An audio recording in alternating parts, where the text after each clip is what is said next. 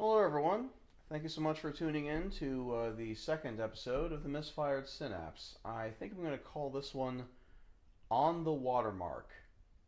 Because, when there's an opportunity to make a reference to a 60-year-old Marlon Brando movie, then rest assured, I'm going to make it.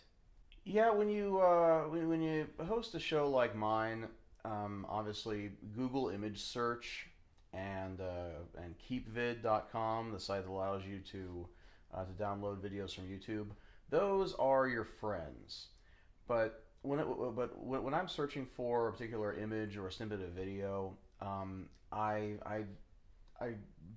always sure to watch for watermarks, like a hawk. It's a pet peeve of mine to use footage that is watermarked by some other organization or some other entity separate from from Film Lovables and Castaway Studios and holdings that would allow me as a member. I vaguely recall watching this show on blip.tv a very long time ago. I can't remember the name of it, and it's probably best that I don't, honestly, because there was this guy who was a comic book guy. He reviewed comic books or comic book inspired media, and his opening sequence was a series of I guess opening sequences of comic book TV shows, and I think the first image I saw was the opener of the Justice League cartoon, and it stood out in my mind because emblazoned at the bottom of the screen was www.superherohype.com, which I don't think he was ever affiliated with that site, but I really winced every time I watched all of his episodes because that just seems really uncouth to me. You know, I especially for a guy like him who very likely owns, probably owned the Justice League on DVD, and much like I do, and so of course I used that footage for a previous episode, so I was certain to just capture that myself, and yeah, it's just you want to represent yourself with your show, and not have to rely on on footage and pictures that were very very clearly captured elsewhere. Now, for my show in particular, I can think of one instance in which a watermarked picture made it through the filter. That was my Batman the Animated Series episode. And of course, I used a picture of a lot of lovely ladies cosplaying as Harley Quinn. That had a very mild watermark on it, but frankly, I don't think many audience members actually noticed that. But I can think of one other instance in which I actually went to rather strong extremes to cover up a existing watermark, and that was the one in which that was my Cat's Eye review.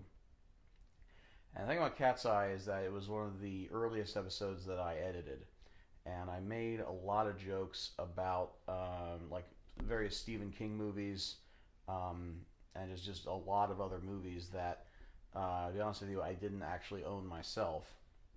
Like Dune, for example. I don't ask me why I don't own Dune. That seems unthinkable to me, but I'm weird that way. But I did use I also used clips from, say, Firestarter and Maximum Overdrive, and I don't own those movies. So I found a site called movieclips.com, which very helpfully had scattered clips, of famous scenes from movies such as these, and I keep vidded the those videos, and of course they had a giant watermark that said movieclips.com. Now that watermark was essentially in the letterboxed area in the black borders of the video. So I thought that, well, this is a simple enough fix. I'll just create a giant black hyphen using the text editor and essentially black box out the logo. every time I open up the text editor in Vegas, the editing software that I use for the show, I always notice the this is the movieclips.com bar. It's saved under a drop menu, and yeah, so I didn't want to, I didn't want to have that watermark in my episode, and I have to say, looking back, I actually wonder now if that was the right move because, well, I've seen that movieclips.com logo pop up in many other videos of of very well established internet reviewers, guys who I'm sure know way more about what they're doing than me. And the thing is that honestly, movieclips.com is an awesome site, and I think it would have been a benefit if I had actually advertised that site, with my during the running time of my show, right? I mean, of course, it wasn't a clip that I use in my opening title sequence, going back to that, where I would like to at least claim some kind of ownership to my opening title sequence.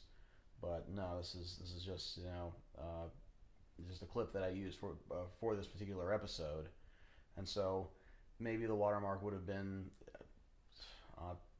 perceived as a favor. I'm not sure. I just know that I was like I said, it's a bit of a pet peeve of mine. I feel like if you can find footage that is more pristine, that is not ostensibly claimed by somebody else, then that's what you should use. Feel free to tell me in the comments if you agree or disagree. But that's a small a small thread in the tapestry of creating these videos for me, and I just thought I'd like to talk about. So I guess that will do it for this episode of Misfired Synapse. Thank you very much for tuning in again, and I shall catch you around.